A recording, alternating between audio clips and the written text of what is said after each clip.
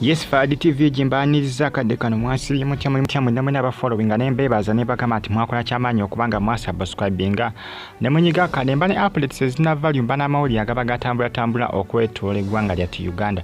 Ebya Pastor Bugingo Teyakubwa Masasi byongedde okubanga bitabuka. Ebyama bivudde waliwo Emily Smith owe UK ayabize Ebyama agamba nti full figure yake nyini nti Senkubuge yamugamba nti Pastor Bugingo teyalina biwundu era nti bamukuba masasi. Full figure Emily Smith agamba nti full figure yabimugamba, Senkubuge yabimugamba. Ebitwengedde okubanga bitabuka nsonga zavudde ku full figure kulumba kwatakinga Emily Smith agamba nti Emily Smith nti yamusasula ensimbi nti avume Kyagulanyi. Full figure yavuddeyo n'agamba nti Emily Smith yamuwanga essente avume Kyagulanyi. Kakati awo naona ebyakoze eki awo naona ebyavudde ne Pastor Bugingo bali muyingizaamu.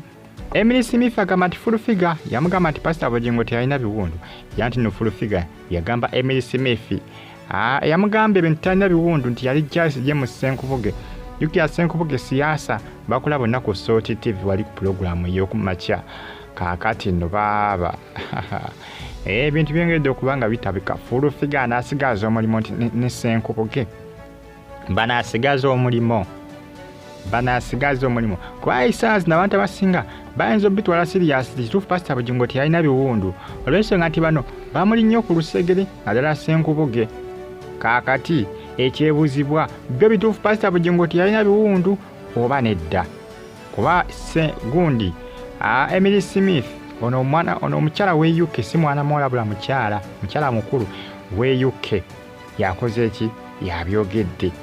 Emily Smith agamba ati yali asirikidde ebyama bino naye full figure kayavudde nga akola ki ng'amwataakinga n'okumuwaayiriza yagambe naye kakole ki naye kabyase. Era Emily Smith agamba nti full figure yali amugamba ebintu ebyo nti Pastor Bugingo talina biwundu era amasasi tegaamukwata.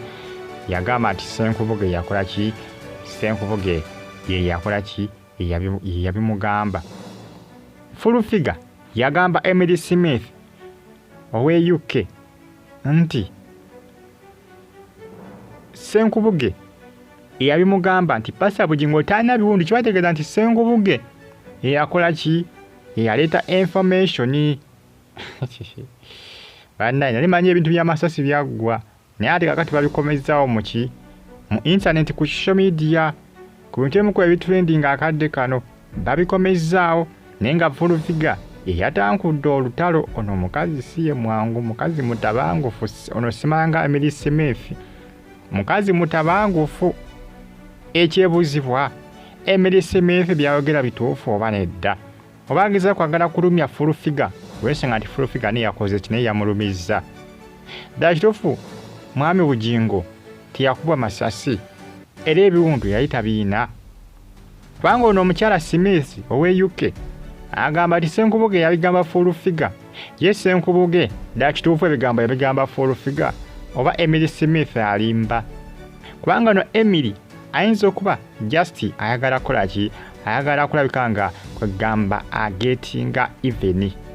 Kugetinga even omwenkanonkano, ayagala kugetinga even eri full figure babere nga benkanyenkanye. Gwoso kuyita omwenkanenkano even, ayagala babere even nga benkanyenkanye. Olw'ensonga nti full figure naye akola ki yamulabisizza ku nsonga z'okuwanga ati yali amuwa ensimbi avume Kyagulanyi.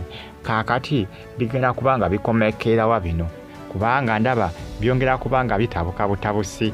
Full figure ayinza obutasigaza kalimo kuba ebintu ne batandise ne Smith. Full figure yakoze ki yabitandiikiriza. Kati ssaawa zino byongedde okubanga bitabuka. Akalima ayinza obutakasiga newankubadde Pastor Bugingo amwagala nnyo ne munne Senkubuge siasa balikwatamu ebyanguwa ne bakola ki ne balekuulira omulimu gw'oku Soti TV wali mu Soti Media bubadde bakola ki bubadde bakola program ey'okumakya. Kakati onaawulira naye ekyebuuzibwa ono omukyala Emily byayogera bituufu ddala kituufu full figure bimugamba wali obuzibu kuba social media egenda bitwala ng'ebya ddala ebiri serious kubanga ndabe yabasinga ndasooka kubanga bitwala nti bya ddala. Pastor Bugingo teyalina biwundu era tebamukuba masasi nti amasasi tegamukwata.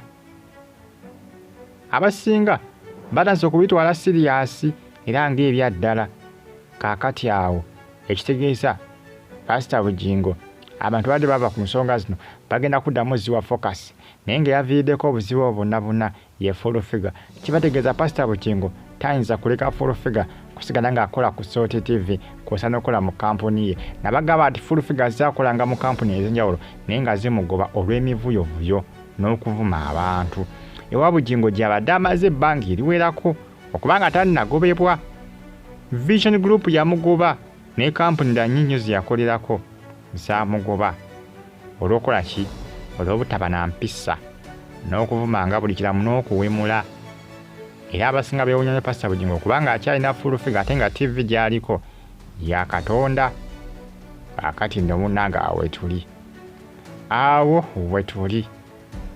Smith oba Emily Smith ow'e UK bw'atyo ye bw'akikubyewo nti Bugingo nti kuna Biwundu nti amasasi nedda naye Biwundu yali talina. Senkubuge siyaasa yabyogera. Jjukira ba Senkubuge bamutuukangako. Bamu ku abakola kye bamutuukangako. Kibategeeza nti Senkubuge waba yabyogera ddala kituufu bituufu. Ye Emily Smith byayogera bituufu. Kwonna ani alimba? Full figure yalimba oba bonna batuufu? Nga Emily yawanga full figure ensimbi avume Kyagulanyi. Oba nga Senkubuge yalaba Pastor Bugingo nga talina Biwundu era n'amasasi tegakola tegamutuukako. Bonna bandi batuufu ate bonna bandi babakyamu. Kisoboka ku buli side bonna okubanga bakyamu.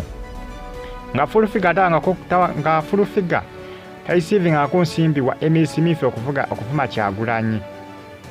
Oba either nga Senkubuge tagabangako full figure nti Pastor Bugingo talina Biwundu. Bandi babatuufu ate bandi babakyamu bombi. Kaakati ani mutuufu ani mukyamu? Nakyo kisoboka. Kumbi kuyinza okubaako omukyamu n'omutuufu n'okubeera nga bonna batuufu nga beboogera bituufu. Nakyo kisoboka. Naawulira naye nga full figure ayinza obutasigaza kalimo ku Soti TV. Ayinza obutakasigaza ne munne Senkubuge siyaasa. Mukulu Bugingo yali bagoba. Yali bakola ki? Yali bafubutula n'abagoba olw'ensonga zino ezitrendinga ku social media. Bagita Faadi TV, Faadi Uganda, KBTV, Kosana KRTV Uganda namba. Tumedeka abali Iraka, awo mu Baghdad n'embeebaza ne bagamba nti mwakola ky'amaanyi okubanga mwasubscribinga ne munyiga kale. Bagamba nti full figure yalinye y'amagye. Ntira Emily Smith nti Ebyama agenda kubayingira okubanga abyabya. Naye nga Emily Smith byayogera bituufu oba nedda. Tujja kuba tumanya kubanga biyinza omumuleetera obuzibu naye. Ne bamuno nayo eyo UK gyali. Mpozi ku ng'alina obujulizi nti full figure akola kye bimugamba.